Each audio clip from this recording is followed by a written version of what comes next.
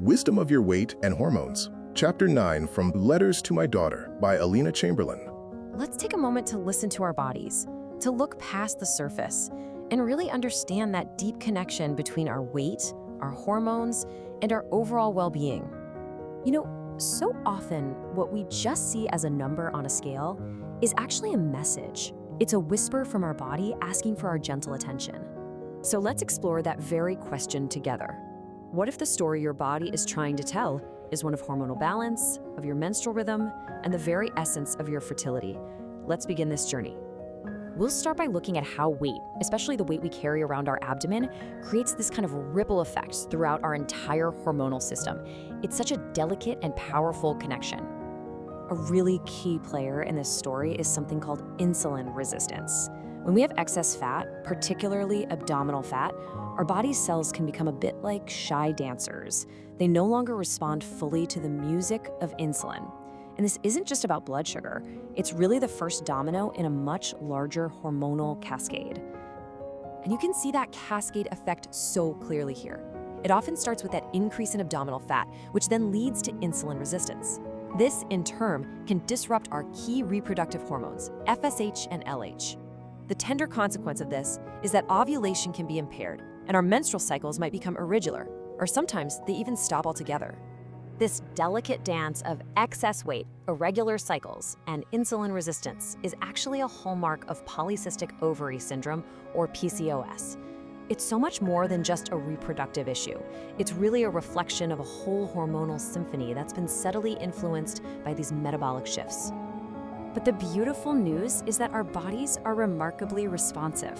So now let's talk about how we can gently nurture ourselves back toward a natural, harmonious rhythm. The pathways to restoring this balance are often so wonderfully natural. By gently reducing simple carbs and inflammatory foods, by inviting movement that actually feels joyful into our days, and by prioritizing rest and emotional well-being, we can make such a profound difference. As our insulin levels begin to stabilize, our ovaries can start to function with more grace, and our cycles can find their beautiful rhythm once again. This slide shows so beautifully why balance is just so important.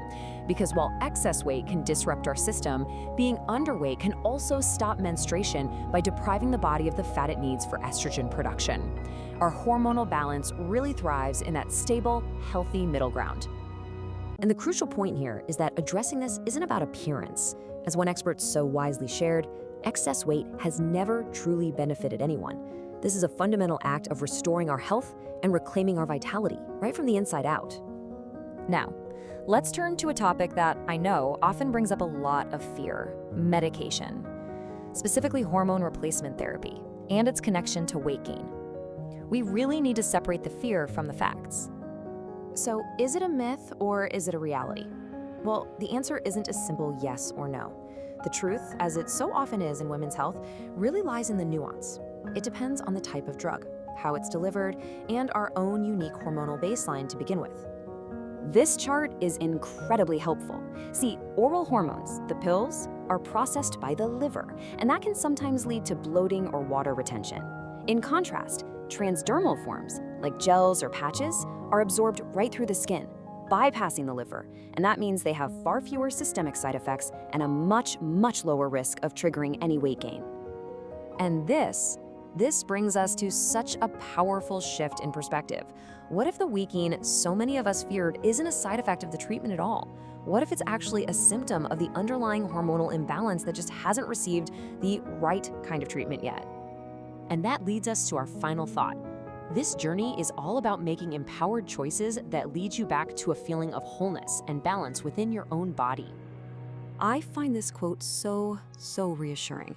When it's used wisely and carefully with professional guidance, medicine isn't something to fear.